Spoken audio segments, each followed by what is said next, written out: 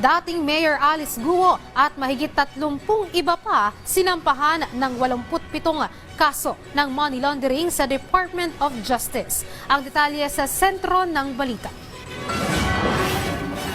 Hindi lang isa, kundi 3 ahensya ng gobyerno ang nagsama-sama para sampahan ng panibagong reklamo si dating Bamban-Tarlac Mayor Alice Guo, Sheila Guo, Cassandra Ong at 33 iba pa. Ang bagong reklamo na inihain laban sa kanila ng National Bureau of Investigation, Presidential Anti-Organized Crime Commission at Anti-Money Laundering Council sa Department of Justice ay paglabag sa Republic Act No. 9160 o Batas sa Anti-Money Laundering. Sabi dito, lumalabas umano na 87 counts ng money laundering ang isinampa laban kay Guo at mga kasama niya dahil sa iligal na operasyon ng Pogo sa Pampanga at Tarlac.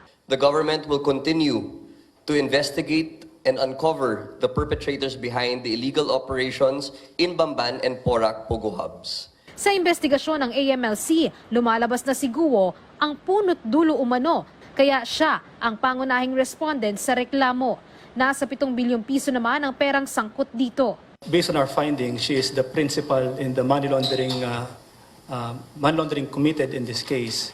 She used several entities in transferring her money. It went to an entity. Ultimately, it ended up with Baofu to pay, among others. Paliwanag naman ng DOJ, kaya kasama sina Cassandra Ong sa reklamo dahil naniniwala sila na iisa lang ang mga taong nasa likod ng scamming at money laundering sa mga Pogo hubs sa Bamban, Tarlac at pati na rin sa Porac, Pampanga.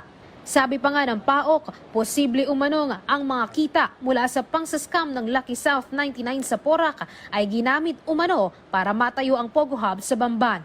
Saan nagagaling yung pera ng Baofu? Partly from Lucky South 99, partly doon sa mga accounts ni Alice Guo that could not be explained kung saan naman galing.